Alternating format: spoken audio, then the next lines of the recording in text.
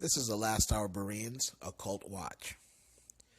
Halloween is soon to come upon us. Another year when many children will be dressing up as their favorite characters and getting candy from strangers. On the surface, this seems like a harmless holiday, but beneath it, it's a dark, sinister world filled with Satanism, witchcraft, and the occult. On this day, many Satanists and witches regard as some high holy day in which animal sacrifices are performed and child sacrifices are performed. This is not some fun thing to participate in. Let's see what Scripture has to say, starting at Deuteronomy chapter 18, verse 10. There shall not be found among you anyone that makes his son or his daughter pass through the fire. That's a pagan practice. Or that uses divination or an observer of times, or an enchanter, or a witch, or a charmer, or a consulter with familiar spirits, or a wizard, or a necromancer. For all that do these things are an abomination to the Lord, and because of these abominations, the Lord your God does drive them out from before you. This is not something that the Lord is pleased with, and we are not to participate in this. But yet, so many Christians and churches will participate and say this is a harmless holiday. This should not be, my friends. This should not be. Let us listen through the lens of Scripture to what a witch has to say.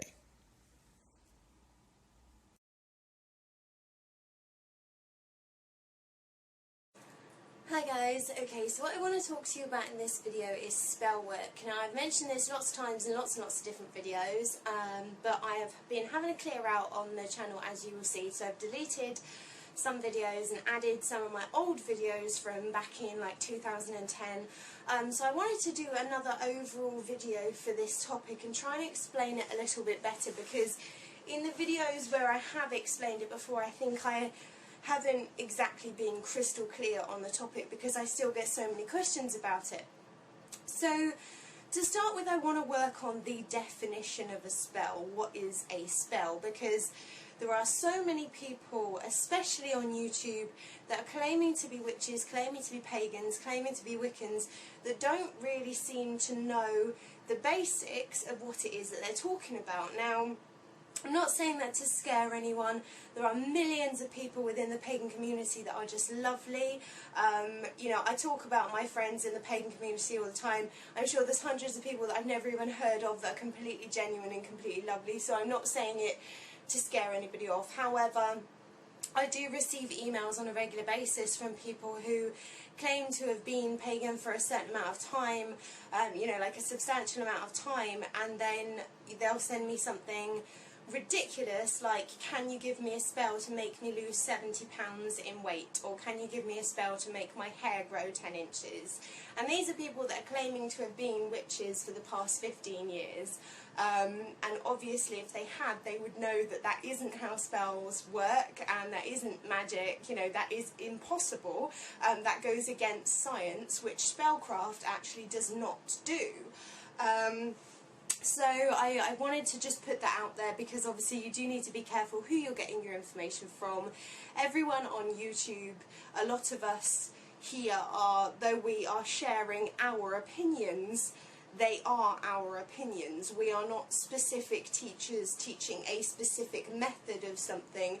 We are people who have been practicing the path for a significant amount of time, and have read many different books, had many, excuse me, had many different experiences, and are sharing our opinions on the topic. So we're not actually particular teachers in the field of religion necessarily. But I mean, that's a completely different video.